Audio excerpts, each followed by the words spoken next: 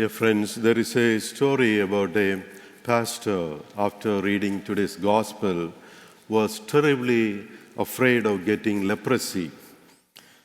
He heard that the early signs of leprosy is loss of feeling in the limbs. So he would pinch his leg every now and then, and if it hurt, he was reassured. One Sunday afternoon, at a dinner with the parish nurse, he reached down and pinched his leg. He couldn't feel a thing. He pinched it again, but this time harder. But there was no sensation. The pastor, visibly very concerned, blurted out, "Oh no, I have got leprosy." An elderly lady sitting next to him at the table asked, "But how do you know that?" "Well," said the pastor, "one of the early signs of leprosy is that you have no feeling or sensation in your leg. I pinched my leg twice and I didn't feel a thing."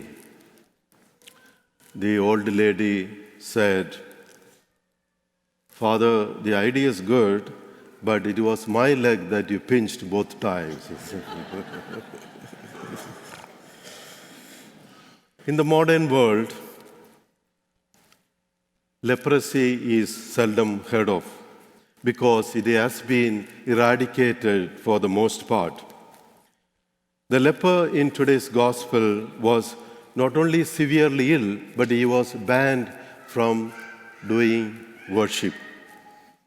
Because he was considered unclean, he could not enter the temple and practice his faith.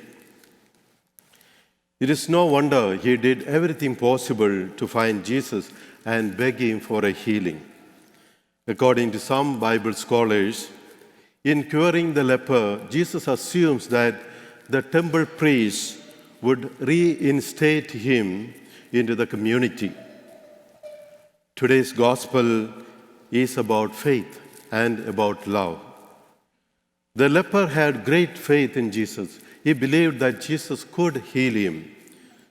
And Jesus had great compassion on this man, that he was moved with pity to go even against the Jewish norms or the Mosaic law by touching the leper and healing him. Have you ever been in a hopeless situation where nothing seemed to be going right for you and you longed for divine intervention? Maybe you are facing a serious illness, you are having a financial struggle, or a broken family relationship.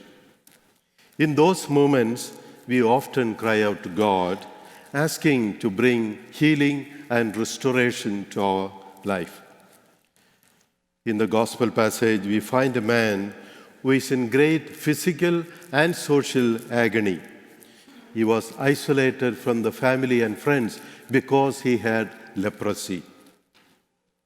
However, that did not stop him from seeking out Jesus, and he humbly fell at Jesus' feet, expressing his deep faith and desire for healing.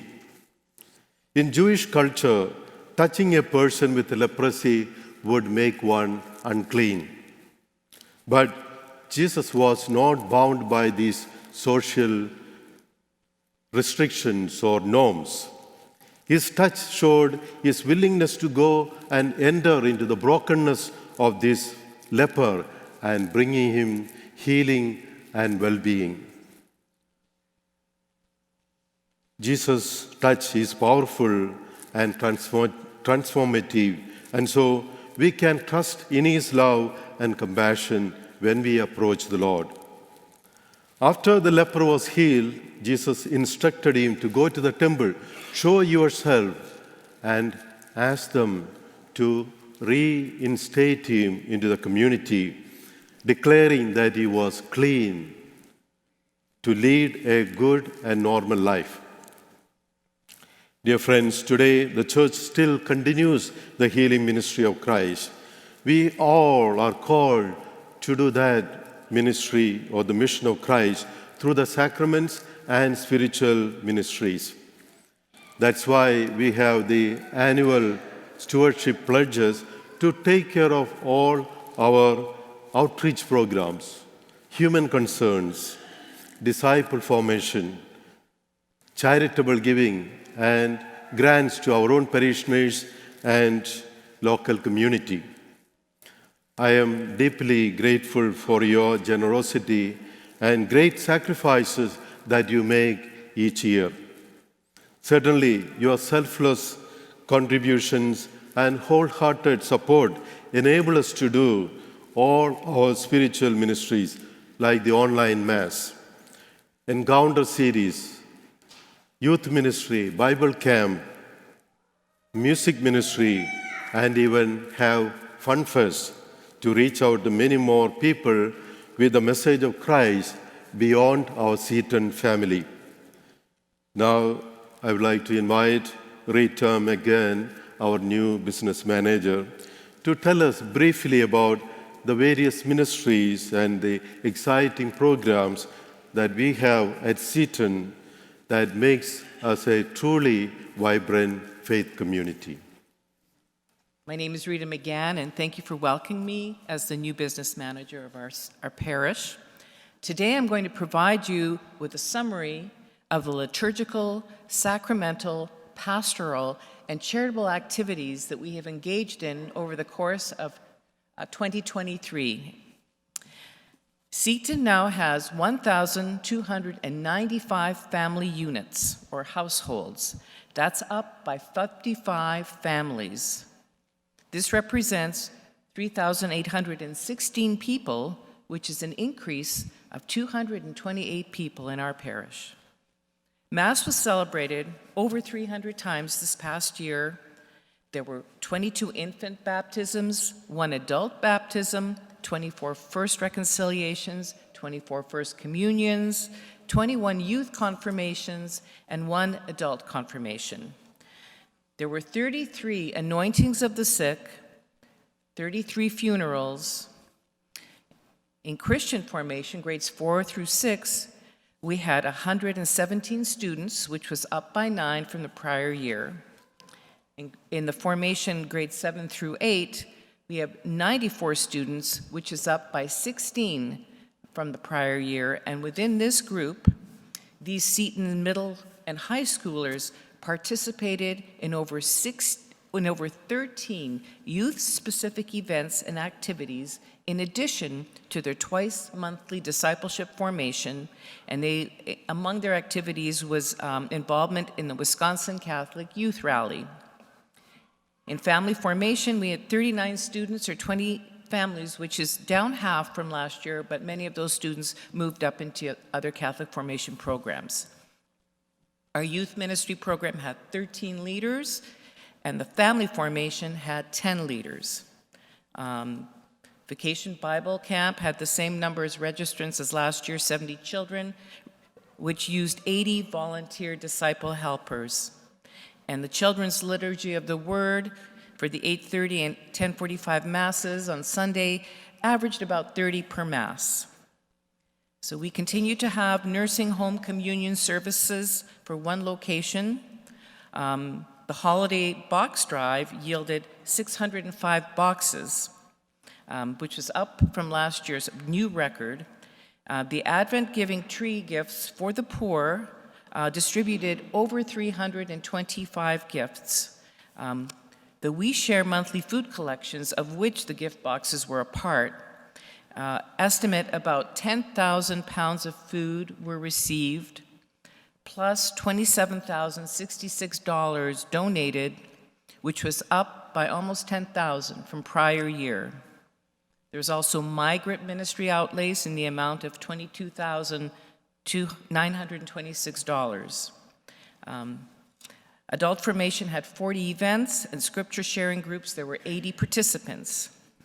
St. Vincent de Paul continues to deliver meals 3 times a year, where 100 plus people are served each time.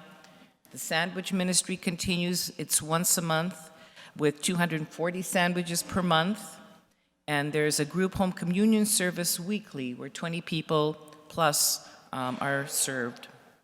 In outreach grants, we spent $29,500. Our other charitables, parish charities, Holy Land, and Catholic Relief amounted to $43,600. And El Salvador, we distributed $15,000 for their scholarship program. In total, that was an $88,000 expenditure, which was up by $8,000 from the prior year. And we continue to provide the Notre Dame School of Milwaukee a scholarship in the amount of $16,500. That is what is budgeted. Blood donations continue to occur at this church. There were 5 last year. There were 163 donations, which is virtually identical to last year. This year, our choir went on a pilgrimage to Rome, Italy, and we were able to get some of that. It was very fun to listen to. There were 3 concerts held in our space. Bel Canto Senior Choir, which brought in 450 attendees. The Cantari Choir Concert, which brought in 350. And Bach Chamber Choir, which brought in 200. Which brings us to our final significant asset that drives, which is really the engine that drives most of the activities we just spoke of, and that is our Seton volunteers. And we have collectively assigned a value to that, and that is priceless. So thank you for facilitating friendship.